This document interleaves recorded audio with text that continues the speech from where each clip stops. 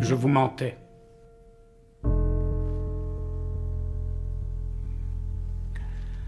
Mentir à la police, ça vous mènera nulle part. Sincèrement, je vous comprends pas, mon vieux. Vous êtes intelligent. Vos livres, ils sont intelligents, mais sur ce coup-là, vous avez merdé, vous croyez pas? C'est vrai? Tyndall, il est venu vous voir il y a 3 jours. Pour moi, il s'appelait Tindolini. Oh, je vois. Son père était italien. Allez, à d'autres. Des gens chez qui le métier de coiffeur était une tradition familiale. Est-il coiffeur lui-même? Je crois que oui. Il n'a pas fait tout ce chemin pour vous coiffer, dites-moi. Oh, pas du tout, pas du tout. Alors, qu'est-ce que vous avez fait tous les deux quand vous vous êtes rencontrés? On a joué à un jeu. Ah, un jeu. Un jeu avec un couteau et un pistolet. Un jeu mortel. Non, juste une partie de rigolade, c'est tout. D'accord, une partie de rigolade. Donc, il est venu vous voir, vous avez joué à un jeu, avec un couteau et un pistolet, 3 coups de feu ont été tirés, et ensuite il a disparu. Alors maintenant, où il est? Sans doute en train de caresser ma femme. C'est justement ce qu'il ne fait pas. Comment le savez-vous? Je l'ai vu, elle, et il était pas dedans. Non, c'est une femme très angoissée. Elle savait qu'il allait vous rendre visite, voyez-vous. En fait, c'est elle qui a insisté pour qu'il vous rende visite, comme je sais bien que vous le savez. Elle croit que vous avez pu le tuer. Elle croit que vous êtes complètement cinglé. Elle croit que vous êtes un homme très dangereux. Moi, elle devait plaisanter. Alors dites-moi juste entre nous, vous l'avez tué? Je vais vous dire exactement ce que j'ai fait. J'ai fait semblant de le tuer. J'ai tiré une balle à blanc, je lui ai flanqué la trouille de sa vie. Votre homme avait raison, votre espion, enfin qui que ce soit. Il y a eu 3 coups de feu. Les 2 premiers avec de vraies balles et le 3e était à blanc.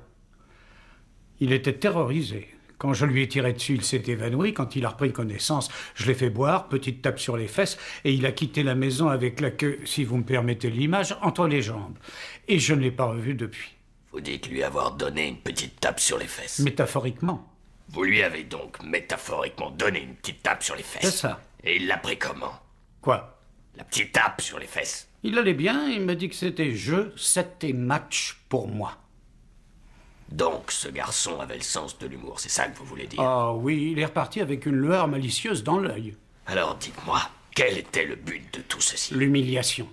C'est agréable de voir l'amant de sa femme changer en une épave frissonnante devant vous. Pour tout vous dire, je me suis pris d'affection pour lui. Je l'ai trouvé plein de séduction. Je me suis dit qu'on aurait pu devenir des amis. Le chemin le plus court vers le cœur d'un autre, je suis sûr que vous le savez, c'est l'humiliation. Rien ne peut vous unir aussi fort. Vous l'avez trouvé plein de séduction. Je me suis mis à la place de mon épouse. Enfin, façon de parler. J'essayais de découvrir ce qui attirait ma femme vers lui. Et alors? Eh ben, il avait réellement un charme fantastique. J'ai compris pourquoi elle avait envie de lui. J'ai compris pourquoi il avait envie d'elle. Vraiment. Oh, je l'ai trouvée moi-même très appétissante. Vous êtes sûr? Oh oui, superbe, prête à l'action. J'ai beaucoup d'expérience dans mon métier de détective. Alors, devinez ce que j'ai détecté. Quoi? Qu'elle est amoureuse de son propre corps, au point qu'elle a la tête qui tourne d'excitation. Vous avez détecté tout ça en 5 minutes? Plutôt en 35. Peut-être même 45. Bon, allez, on va dire 55 ou même un tout petit peu plus. Vous avez pris le thé? Et les gâteaux?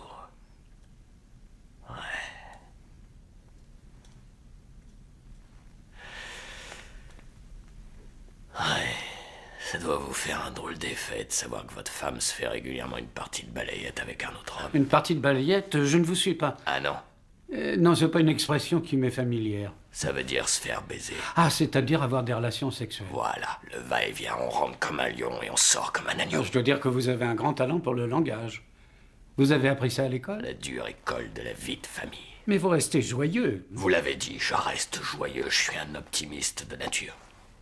On doit l'être dans la police, autrement on deviendrait barjot, non? Je vais vous dire, ce qui fait que je tiens le coup, c'est la chasse, les frissons de la poursuite et les brusques rayons de lumière éclatante, par exemple, alors que je causais avec votre épouse. Une femme séduisante. Des jambes merveilleuses. Ouais, elle les avait croisés à ce moment-là, je me souviens bien. Elle a dit soudain que vous étiez d'un naturel meurtrier.